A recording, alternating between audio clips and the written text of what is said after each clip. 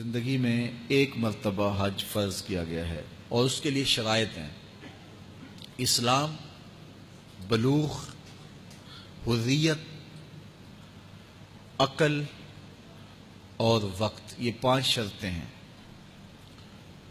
یعنی جو مسلمان نہیں ہے اس پر حج واجب نہیں ہے۔ اسلام شرط ہے وجوب حج کے لیے۔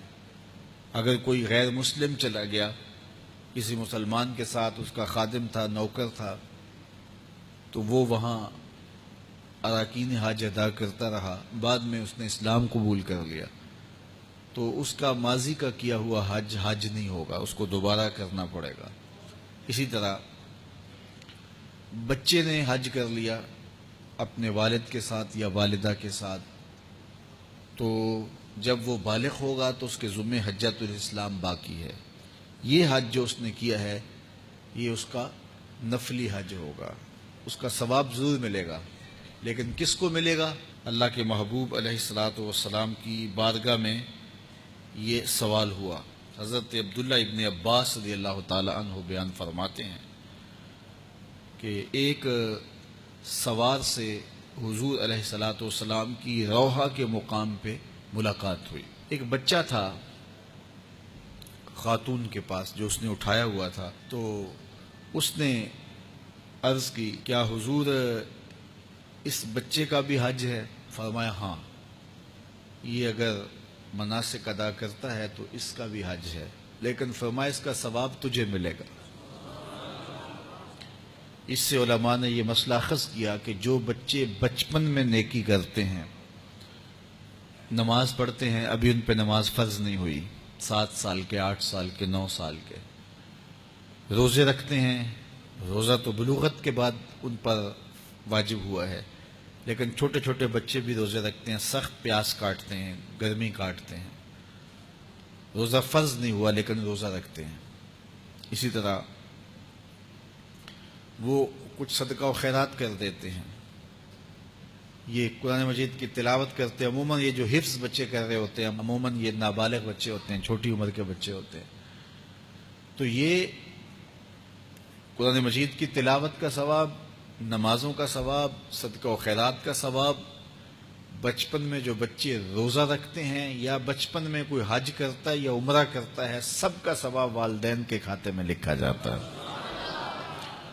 اور میں کہتا ہوں کہ جو بچوں کی نمازیں ہیں اس میں تو ریاکاری نہیں ہوتی، بچوں کے حج کے اندر تو حاجی بننے کا دکھاوا نہیں ہوتا، بچوں کی خیرات اور صدقے کے اندر کسی کی تحقیر کرنا نہیں ہوتی اور من و اذا نہیں ہوتی، تو پھر بچوں کی نیکیاں والدین کے کھاتوں میں لکھی جائیں تو ہو سکتا ہے کہ یہ نیکیاں بخشش کی ضمانت بن جائیں۔ اس لیے اپنے بچوں کو بہت اقسام کی نیکیاں کرنے کی طرف راغب کرو تاکہ ہمارے نامہ اعمال میں یہ نیکی بھی لکھی جائے۔ کبھی کبھی تہجد کے وقت اٹھا کر کے بچے کو تہجد پڑھاؤ تاکہ تمہارے نامہ اعمال کے اندر خالص تہجد لکھی جائے، کیونکہ اس میں ریا نہیں ہوگی۔ تو بچوں کی گئی نیکیاں والدین کو اس کا ثواب ملتا ہے۔ نابالغ بچہ اگر بلوغت سے قبل حج کرتا ہے یا عمرہ کرتا ہے تو یہ اس کا وجوب ادا نہیں ہوتا، چونکہ واجب ہوا ہی نہیں اس کے اوپر ابھی، تو پھر وجوب اترے گا کیسے؟ تو جب وہ بالغ ہو جائے گا تو حجۃ الاسلام اس کے ذمہ باقی ہے۔ آقا کریم نے تحریص دلاتے ہوئے، ترغیب دیتے ہوئے فرمایا کہ اللہ کے اس بابرکت گھر سے نفع حاصل کر لو، اس بیت اللہ پر اترتی ہوئی برکتیں اپنے دامن میں سمیٹ لو۔ 120 رحمتیں کعبۃ اللہ پہ ہر وقت اترتی ہیں، 120 رحمتیں ہر وقت اترتی ہیں، 60 رحمتیں طواف کرنے والوں کو نصیب ہوتی ہیں، اور 40 رحمتیں نماز پڑھنے والوں کو نصیب ہوتی ہیں، اور 20 رحمتیں صرف دیدار کرنے والوں کو نصیب ہوتی ہیں جو کعبۃ اللہ کو دیکھ رہے ہوتے ہیں۔ اللہ اکبر! کعبۃ اللہ کی طرف دیکھنا بھی عبادت ہے۔ تو اللہ آپ کو، مجھے بار بار حج اور عمرے کی سعادت نصیب فرمائے۔